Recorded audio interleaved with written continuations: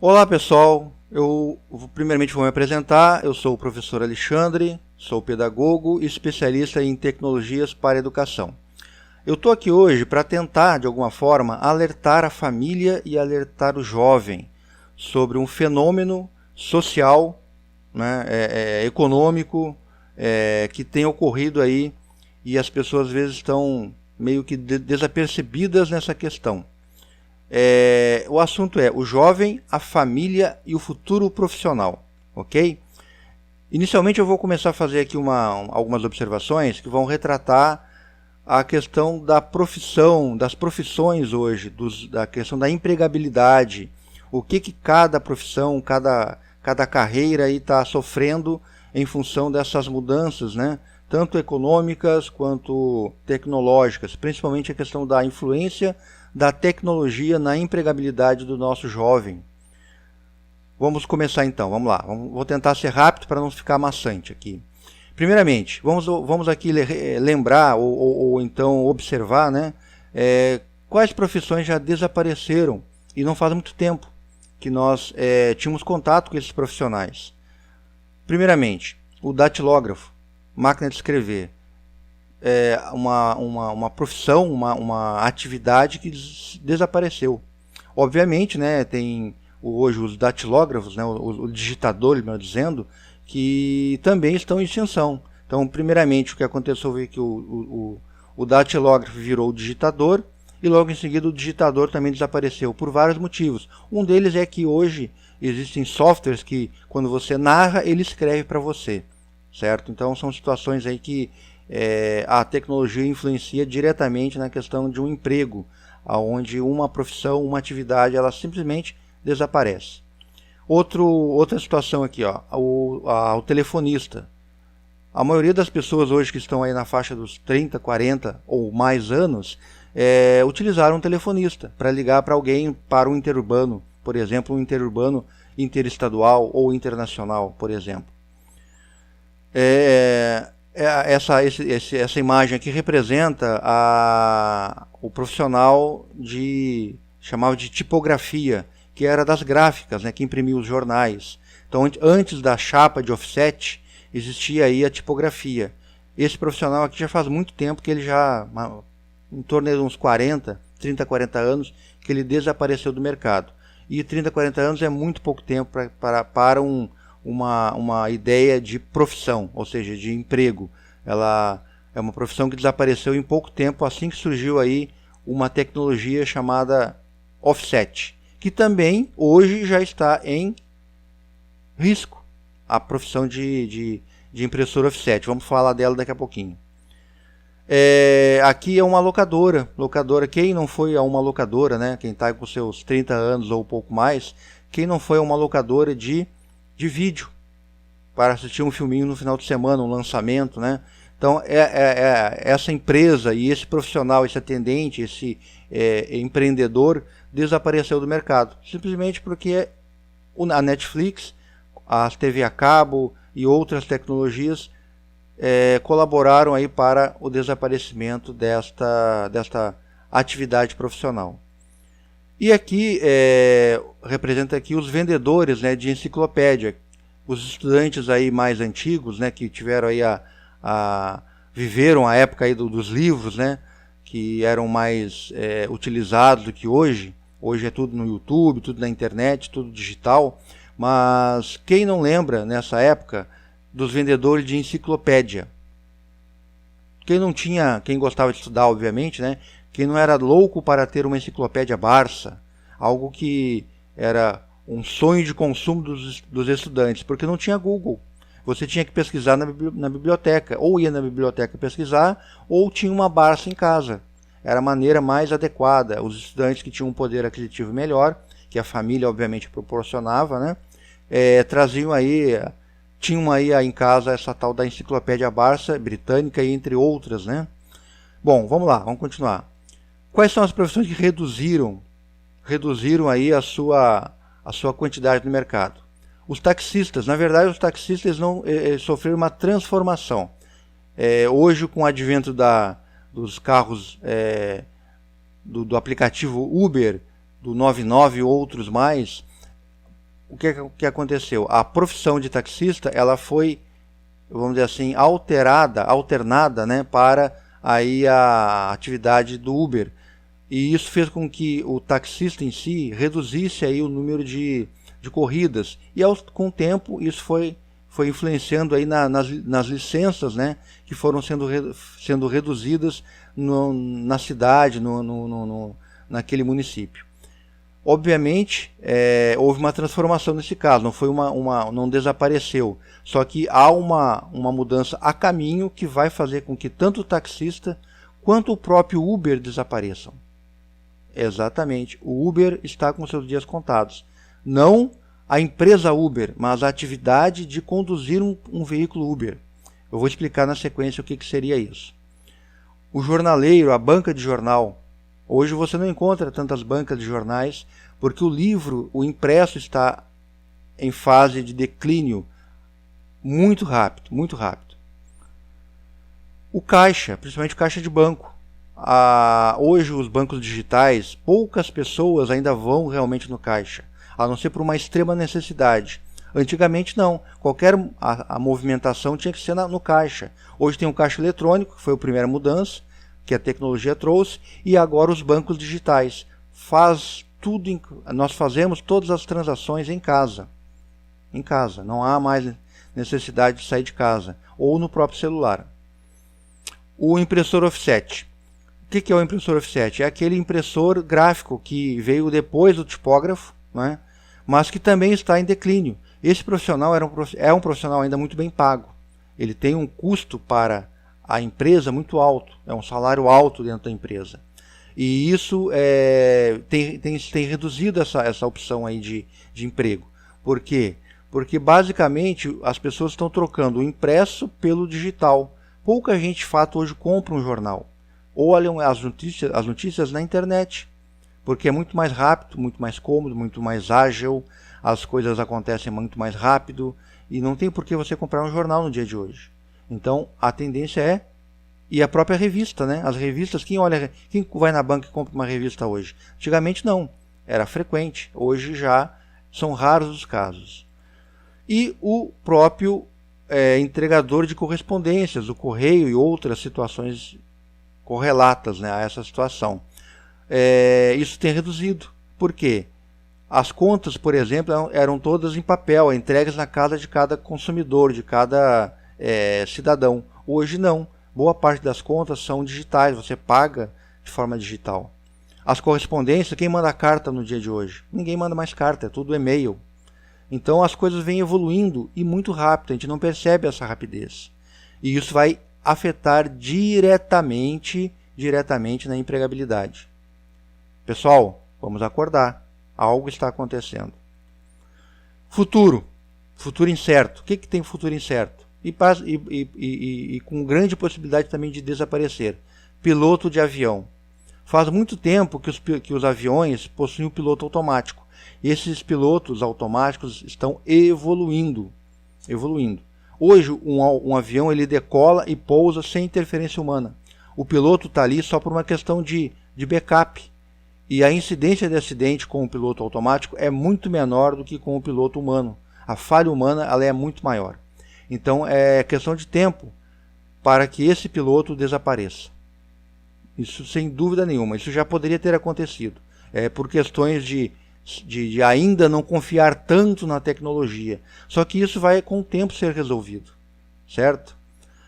Motorista de transporte de carga.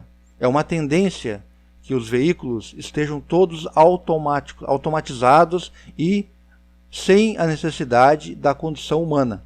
Vamos assistir um pequeno vídeo aqui para poder exemplificar o que eu estou citando. Vamos lá. A China vai colocar 5.000 caminhões autônomos para rodar sozinhos no país. Os veículos vão operar em rotas específicas e só farão paradas para reabastecer. Eles têm a missão de transportar contêineres de fábricas e vão ajudar a distribuir a produção pelo país.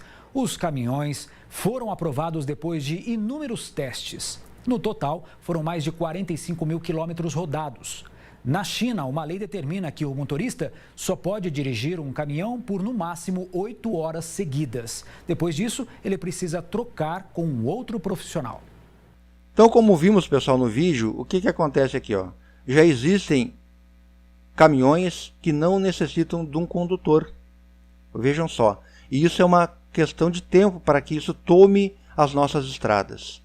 Ah, vai ser ruim? Ah, não, isso é um absurdo. Pessoal, é inevitável. Então não adianta brigar contra isso. Nós temos que nos adaptarmos. E com rapidez, ok? Continuando aqui, deixa eu voltar, né?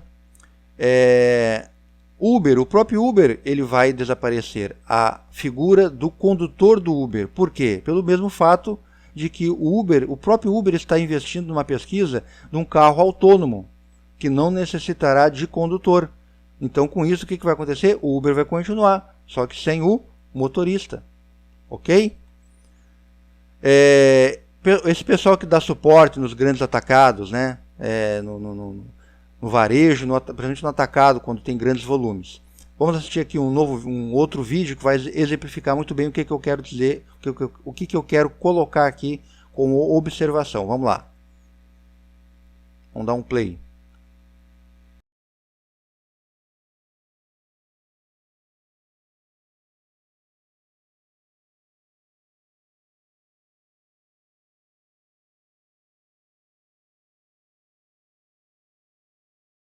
Então, pessoal, como viram aqui, ó, o que acontece? A automação está tomando conta de tudo. Então, todo trabalho que é repetitivo, ele vai se extinguir. Isso aí, sem dúvida nenhuma. Que não exige aí um conhecimento mais relacionado à solução de um problema, que não é uma ação repetitiva. Quem executa trabalhos repetitivos tem que repensar, porque a sua empregabilidade está totalmente ameaçada. Como foi visto aqui no vídeo, né, o robô vai tomar conta praticamente de todas as ações repetitivas e que pode tranquilamente ser substituído por um robô. Porque o robô hoje ele está cada vez mais eficiente. Continuando aqui, ó, só para a gente poder finalizar essa primeira etapa. Autoescola. Se cada vez mais vão ser menos necessários motoristas, cada vez mais a formação de motorista será desnecessária. Ok? Então é uma tendência natural aí. Não que vá desaparecer, mas vai reduzir com certeza. Vamos dar sequência, né? Vamos falar um pouquinho das novas tecnologias. Eu vou passar rapidamente, tentar de alguma forma simples, né, explicar o que seria a nova tecnologia para que vocês entendam aonde que essa tecnologia vai afetar aí a questão da empregabilidade. Vamos falar um pouquinho da visão computacional. O que é a visão computacional? É o computador enxergando através das câmeras e tomando decisões, conseguindo entender a situação. Isso já ocorre com toda a frequência aí no nosso dia a dia. A gente não percebe muitas vezes, mas acontece. Vamos dar exemplos aqui, ó. Uma pequena automação. Vamos ver esse videozinho. Vamos entender o que seria aqui a visão computacional resolvendo um problema bastante simples. Vamos lá.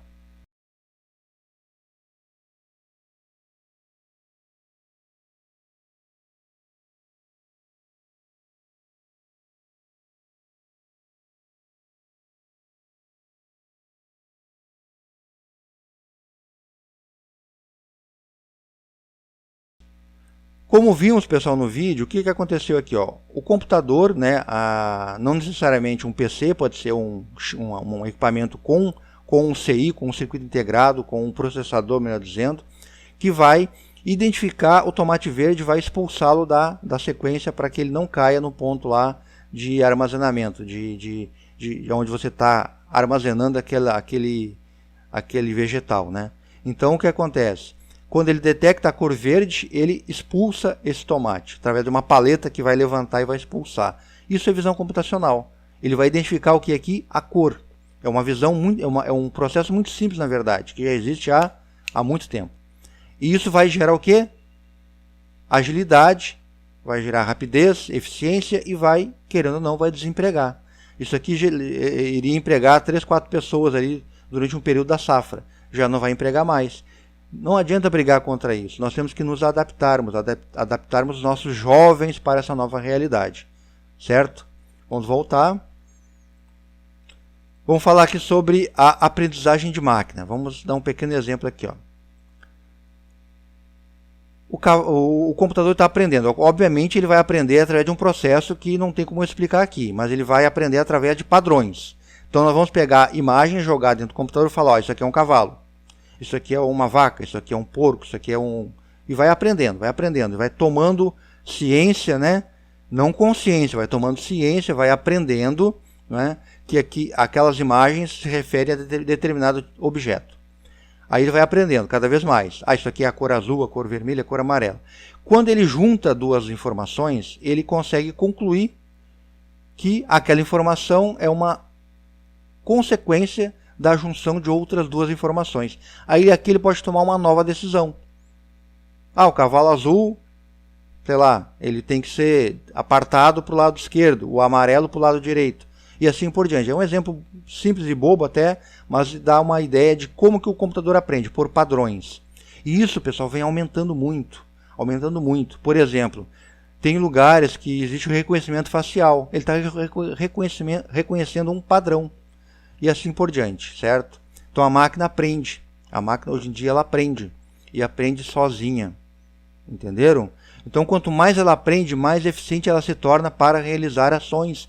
Principalmente ações repetitivas. Isso vai com certeza causar o quê? Finalização de algumas profissões, sem dúvida nenhuma. E aqui uma tecnologia que eu considero uma das mais revolucionárias na atualidade, que é o chamado blockchain. O que é o blockchain? Blockchain é uma nova tecnologia que vai descentralizar a gestão de conteúdo. Vou dar um exemplo prático para você entender. Quando você recebe seu salário, o que acontece? Você está... A sua empresa vai lá e no sisteminha de informática coloca lá 5 mil reais. Na verdade, o banco não pega 5 mil reais, põe numa caixinha e deixa guardado para você. Não, é um número. É um número que está registrado naquele banco. Então, aquele banco é a entidade que vai regulamentar e vai dar valor legal a essa informação, que você tem 5 mil reais guardado naquele banco. Então é uma mera informação. E essa informação está centralizada. Se o banco, por um acaso, por exemplo, como aconteceu na época do Collor de Mello, que ele foi lá e confiscou as poupanças dos brasileiros, isso porque ele tinha acesso a uma entidade central, que é o banco, que controlava essa informação. Então o poder está centralizado. Outro exemplo, você vai fazer a compra de um terreno. Você faz um contrato de compra e venda. Aonde que esse contrato é registrado? Em um cartório. Então o cartório é a entidade que vai centralizar essa informação e vai dar valor legal a essa informação. O blockchain nada mais é do que uma rede de computadores que está se formando, que ela vai descentralizar essa informação. Então isso já acontece hoje. Por exemplo, o Bitcoin. Quem não viu falar, o que é o Bitcoin? É uma moeda virtual. Então o Bitcoin não tem um banco. Não existe uma entidade central que controla o Bitcoin. O Bitcoin ele é pulverizado a nível de mundo. Então nenhum governo consegue tirar ele do ar. Nenhum governo consegue confiscá-lo, porque ele está pulverizado ao longo do planeta todo em vários computadores. É um outro formato. Essa tecnologia, por incrível que pareça, ela vai gerar uma revolução, pessoal. Não só eu, né, todo especialista está prevendo o fim dos bancos. Claro que não de imediato, mas isso vai acontecer ao longo do tempo. O fim dos cartórios. E assim por diante. O próprio governo, o próprio poder estatal está ameaçado com o blockchain. Porque o poder do comando sobre essas entidades, ela vai se enfraquecer. E isso vai trazer uma transformação. Certo? Continuando aqui, ó. Wearable. O que é wearable? Um nome em inglês, né? É uma tecnologia vestível. Por exemplo, um smartwatch, que é um relógio inteligente. Ele pode medir o seu pulso, saber se você está tendo um ataque cardíaco, se você está com pressão alta, com pressão baixa. Essa informação pode ser mandada para o seu médico. Outra tecnologia que está surgindo aí, que é uma novidade, o tecido inteligente. Caso você vista um tecido inteligente e você receba aí um golpe de faca, por exemplo, o tecido será rompido, automaticamente aquela informação será enviada para às autoridades policiais, passando a sua localização. Então vejam que maravilhoso. Então a tecnologia ela vem de fato para ajudar, mas causará o quê? Desemprego. No caso dessa aqui nem tanto, mas nas que eu citei anteriormente, com certeza. Certo? Internet das coisas. O que é a internet das coisas? É a internet fazendo com que tudo se converse. O seu celular conversa com a sua casa, que conversa com o sistema do seu escritório, que conversa com o seu carro. Então as coisas vão se interligar. Isso trará uma comodidade para o ser humano muito grande. Um exemplo que a gente deu recentemente, né? Por exemplo, uma casa ou então um escritório com 10 mil salas, sei lá, um prédio. Aí o zelador tem que apagar ou acender essas salas todo dia de manhã. Imagina como que seria. Teria que ter 50 zeladores para vir aí por andar, acendendo e apagando. Com a internet das coisas, com um botãozinho, com um celularzinho, ele vai ligar todas as luzes se ligarão. Apagar todas as luzes se apagarão. Então vai gerar desemprego? Vai, mas vai gerar também muita comodidade para o ser humano. Ok? Vamos lá, continuando aqui, ó. E aqui é algo que de fato está muito embrionário ainda, mas que quando for dominado pelo ser humano vai causar uma outra transformação. Eu considero que vai ser a 5ª revolução industrial. Nós estamos na 4ª, a gente vai ver aqui na nossa sequência. Mas vai causar a 5ª revolução industrial. Vamos entender o que é aí a chamada computação quântica. Obviamente vou dar uma ideia bem superficial, mas que vai permitir que vocês entendam o que é a computação quântica. Vamos explicar então. Bom, pessoal, a computação quântica é o seguinte. Hoje os computadores funcionam através de uma linguagem chamada linguagem binária. O que é a linguagem binária? É uma representação que permite que o computador converta qualquer informação externa em uma informação interna. O que é o bit? É um sinal elétrico. 0 e 1. O computador só conhece o 0 ou conhece o 1. Que quer dizer o quê? Ausência de sinal elétrico, que é o 0, ou presença de sinal elétrico, que é o 1. Então, com isso, ele faz todo um trabalho muito rápido, obviamente, e converte tudo que nós conhecemos no mundo de informação, né, em informação binária. Só que ele está limitado ao 0 e 1. Isso tem aí, por mais que ele seja rápido, isso limita muito o poder de processamento do computador. Já na computação quântica, isso está eliminado. Porque a menor informação do computador vai ter uma representação extremamente ampla. Então a menor informação vai representar várias situações, que é o qubit. Então o qubit ele vai ter uma variação muito grande em comparação ao bit, que é somente 0 ou somente 1. Uma informação entre o bit e o qubit é mais ou menos o seguinte. O bit ele tem duas situações, 0 ou 1. O qubit ele vai do 0 ao 1 e vai ter infinitas posições entre 0 e 1. Isso vai permitir o quê?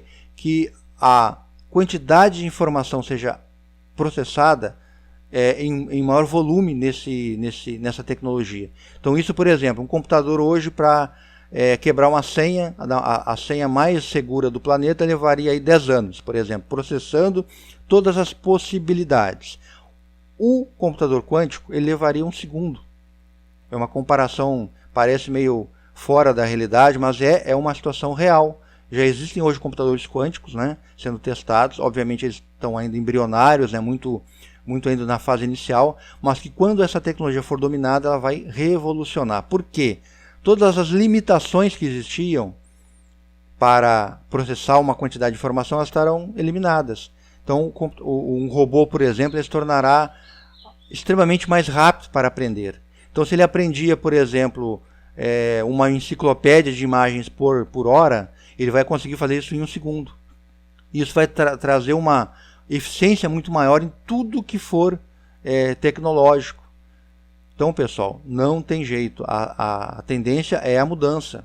E para que isso não nos afete tão seriamente, nós temos que nos preparar.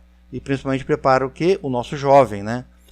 O que seria essa mudança aí? Vamos fazer uma rápida avaliação aqui, ó.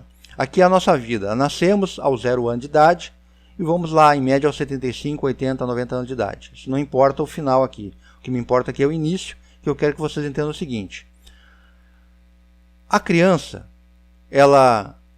ou melhor, o jovem, né, aos 20 anos de idade, geralmente é quando ele começa, 18, 20 anos de idade, ele começa a pensar, o que eu vou ser da vida? Ele já está perdido. Se ele pensar em fazer algo aos 18, o que eu vou fazer, qual que é a faculdade que eu vou cursar, ele já está perdido. Nós temos que nos preparar o nosso jovem de forma muito antecipada. Muito antecipada. Então aqui, ó, um gráfico para poder explicar o que eu estou propondo aqui como mudança. A ideia é que o jovem comece a se preparar aos 10 anos de idade, no máximo. No máximo. O que seria se preparar? Eu vou estar explicando aqui. Mas é importante que ele acorde para essa necessidade de ele começar a absorver algum conhecimento mais cedo. Por quê? Porque se ele chegar aos 20 anos de idade e pensar o que eu vou fazer, já tem um monte de robô fazendo. Ele já vai ter um monte de pessoas já preparadas fazendo. Então ele estará perdido e iniciará já no prejuízo. Então ele tem que começar mais cedo. A primeira mudança então vem com a família. Por quê? Porque a família, o jovem aos 10 anos de idade, a criança, melhor dizendo, ele não vai ter iniciativa de tomar essa decisão. Vai ter que ser uma coisa trabalhada pela família. Logo em seguida, quando ele começar a amadurecer e enxergar essa situação, ele vai passar aí a perceber que ele precisa dessa mudança. Então essa mudança ela começa com a família e depois, com certeza, o jovem vai embarcar nessa canoa e vai seguir aí esse trabalho. E como que isso acontece?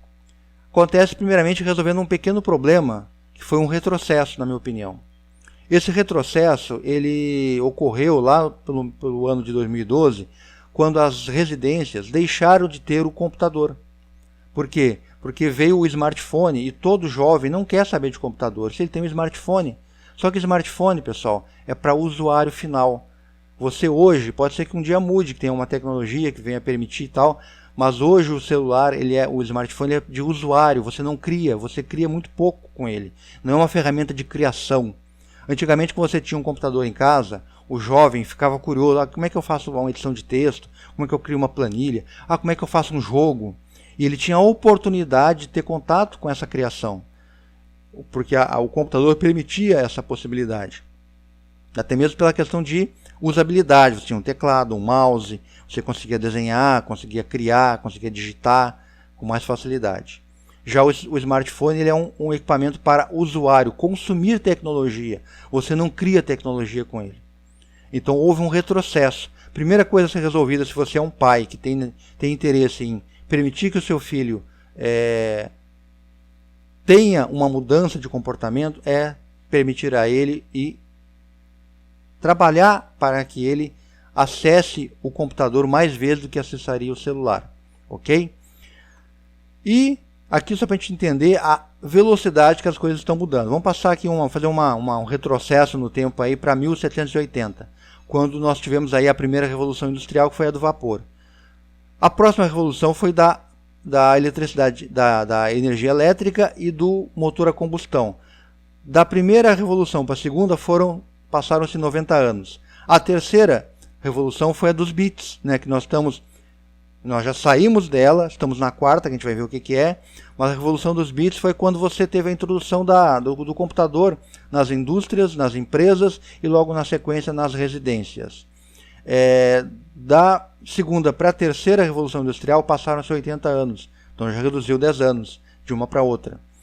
Logo em seguida nós estamos vivendo hoje a fase da quarta revolução industrial, que é a revolução da inteligência artificial, onde os computadores e as máquinas aprendem, não dependem só da gente para aprender, elas conseguem aprender sozinhas. Obviamente, esses sozinhas entre aspas, não têm autonomia total. Você dá um conjunto de informações, ele vai aprendendo, e ele se limita àquilo. Hoje ela não tem autonomia total, mas ela aprende sozinha conforme você dá uma quantidade de conteúdos para que ela aprenda. E ela consegue juntar coisas e tomar decisões em cima dessas informações mescladas, né? Da segunda, ou melhor, da terceira para a quarta revolução industrial passaram 50 anos. E isso já começou a acontecer, a quarta, em 2000.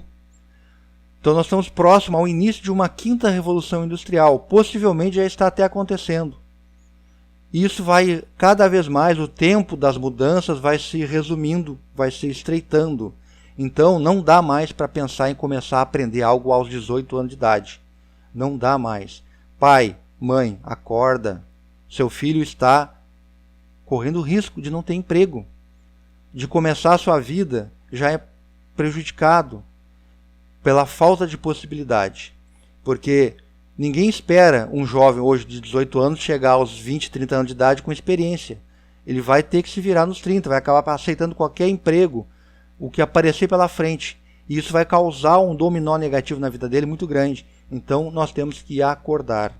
O país inteiro tem que acordar. Nós estamos perdendo o bonde, o Brasil está perdendo o bonde. O Brasil fala assim, eu sou um país agrícola. Eu concordo. A agricultura nunca vai acabar, mas os processos industriais vão evoluir. Vão evoluir. E hoje em dia você vender um quilo de soja é diferente de você vender um litro de óleo beneficiado. Ou você vender, por exemplo, um quilo de minério de ferro do que vender o aço beneficiado. Ou em vez de vender uma matéria-prima, vender o produto acabado, beneficiado. E a tecnologia, ela facilita esse processo extremamente. Então não tem jeito, ok? Continuando aqui, vou passar um pequeno depoimento, na verdade são dois, de dois jovens que usaram essa receitinha aí, começaram cedo. Vamos aqui assistir um pequeno vídeo então do Gabriel, vamos lá. Meu nome é Gabriel, eu tenho 21 anos e eu sou projetista industrial há uns 4 anos já. Eu sou projetista-chefe no setor de Invase, na empresa onde eu trabalho. Só que para chegar no nível de conhecimento que eu tenho hoje, eu comecei bem jovem, quando eu tinha uns 8, 9 anos de idade. Nessa época meu pai me comprou um curso de modelagem 3D e eu fiz ele e depois que eu acabei ele foi me comprando vários cursos. Eu fazia, aprendia, ele comprava outro, olhava o que faltava eu aprender, o que faltava melhorar, comprava um curso em cima daquele deficiência e com o tempo eu fui melhorando. Até que eu comecei a pegar alguns pequenos trabalhos, inclusive com ele, e esses pequenos trabalhos me ajudou muito a melhorar a qualidade do que eu estava fazendo. Até que em 2017, final de 2016, início de 2017, surgiu uma vaga de estágio na empresa onde eu trabalho, que era para fazer projetos 3D de máquina. E graças ao estudo que eu tive desde novo, desde pequeno, eu consegui a vaga. Eu peguei a vaga de estagiário no setor de engenharia da empresa e eu tô lá até hoje. Cresci bastante e tudo mais. Eu vejo a importância que foi daqueles primeiros passos que foi dado lá atrás, quando eu tinha 9, 10 anos de idade, do primeiro curso, da cobrança, do apoio que foi dado a mim, a diferença que fez na minha vida adulta hoje, com 20, 21 anos de idade. Isso mostra aos jovens e principalmente aos pais dos jovens, que é quem vai cobrar e apoiar, a importância que é aprender desde cedo algo diferente do convencional que se aprende na escola. Bom, pessoal, então como vimos aqui, o Gabriel, ele simplesmente fez isso, ele começou cedo a estudar, a se preparar. Obviamente ele teve uma orientação, uma cobrança em cima dele inicialmente, depois ele absorveu aquilo como comportamento e seguiu. Hoje, aos 21 anos de idade, ele é chefe de um setor de uma empresa onde ele é projetista de máquina, projetista de robô. A automação é ele que faz. Então a chance de ele estar desempregado é quase zero. Quase zero. Mas se ele fosse deixar para acordar, o que eu vou fazer aos 18, qual faculdade que eu vou fazer, eu vou ser isso, vou ser aquilo, automaticamente ele estaria iniciando a vida dele desempregado. E nem todo mundo tem um pai e mãe que possa bancar uma faculdade. Então há necessidade do jovem acordar cedo. E você, como pai, como mãe, deve fazer parte dessa mudança. Ok? Vamos aqui para segundo depoimento do Guilherme. Vamos lá. Olá, meu nome é Guilherme. Hoje eu trabalho aqui na Holanda, mais precisamente em Roterdã, como engenheiro de software para uma empresa suíça. E eu queria nesse vídeo conversar um pouquinho com vocês sobre profissão. Tudo começou basicamente com o apoio familiar do meu pai, da minha mãe, que foram, à medida que eu fui crescendo, eles foram introduzindo o hábito de sempre estudar. Ou seja, não é que eu era um fanático que ficava o dia inteiro estudando. Eu tinha meus horários de estudar. Então, quando eu era criança, aquilo ali para mim parecia uma obrigação. Mas eu não era ciente ainda, eu fui entender isso mais para frente, de que o que eles estavam fazendo comigo era basicamente investindo no meu futuro. Eles me botavam para estudar, meu pai principalmente, minha mãe obviamente também, me orientando no que estudar, em como estudar. E aí, sem nem perceber, eu basicamente comecei a desenvolver. Eu comecei a aprender cada vez mais. O importante é que eu tive continuidade. Eu nunca parei, graças, obviamente, ao apoio e ao incentivo dos meus pais. Sempre continuei desenvolvendo, sempre continuei estudando, e aí eu fui construindo aos poucos, um conhecimento que depois, aos 16, 17 anos, eu já tinha bagagem técnica para começar a trabalhar. E a partir daí, então, eu tive as diversas oportunidades, eu trabalhei com empresas americanas, eu trabalhei com outras multinacionais em São Paulo, e a beleza de ser um desenvolvedor web, um engenheiro de software, é basicamente que você não tem que estar no local. Você pode trabalhar para uma empresa suíça do Brasil, você pode trabalhar para uma empresa americana do Brasil, então você tem muitas oportunidades. Mas o mais importante é justamente isso, a família tem que estar presente para poder abrir o olho da criança, do jovem, do adolescente, de que ele tem que sim construir aos poucos uma profissão.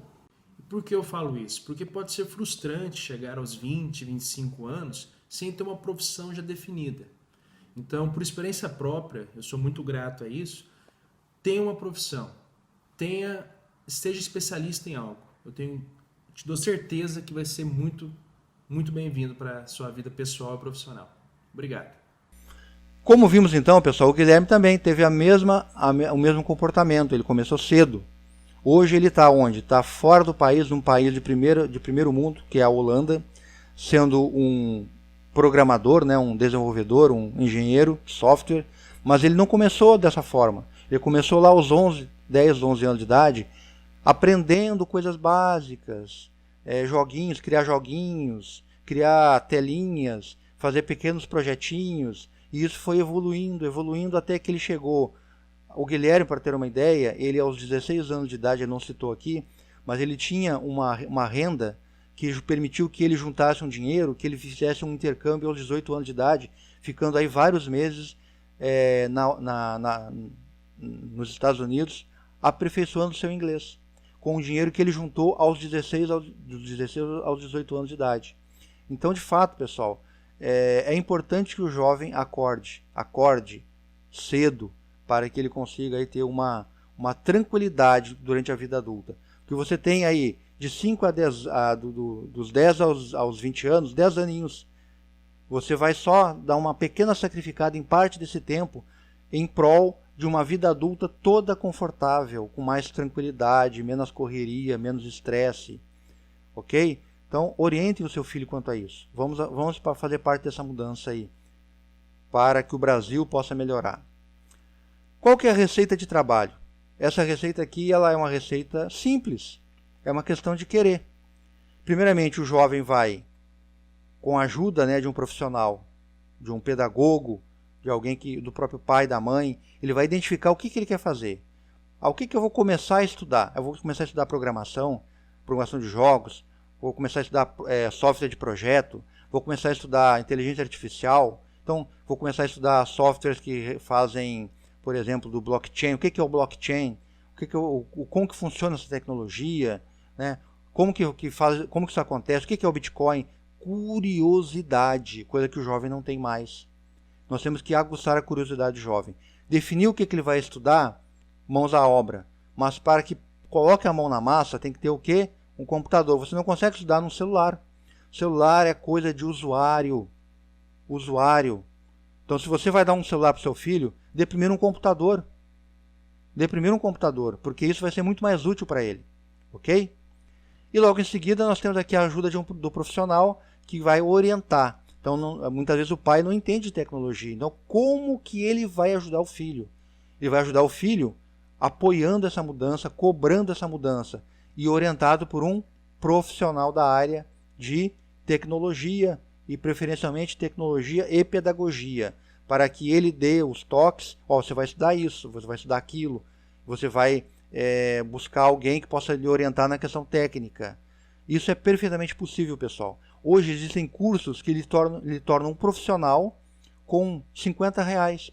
Parece mentira, mas é verdade. O Gabriel é um exemplo disso, o menino lá dos 21 anos de idade. Ele aprendeu a profissão dele com 4 cursinhos de R$50 cada um. R$200, ele virou um profissional que lhe permitiu hoje ser chefe de um setor aos 21 anos de idade. Temos que estar preparado quando a oportunidade aparecer. Se ele tivesse despreparado, como que aconteceu o Gabriel? Ele foi para o estágio de uma empresa aos 17 anos e ele já entendia de projetos, ele já entendia de software CAD, de software de projetos. Qual foi a oportunidade que ele teve? Uma vaguinha lá no setor de projetos, e aí ele começou a crescer nesse setor. Entenderam qual que é a ideia? É começar cedo, de forma organizada e planejada. Certinho? Então aqui, ó, disposição do PC e uma boa internet, e acompanhamento e orientação de um profissional. Bom, pessoal, é isso que eu tinha para passar para vocês. Eu espero que de alguma forma eu tenha colaborado para que essa mudança aconteça, iniciando na família, e logo em seguida isso vai extrapolar para a sociedade, para o coletivo. E para que isso aconteça, eu estou à disposição para orientá-los e de alguma forma colaborar com essa mudança. Muito obrigado e aguardo o contato de vocês.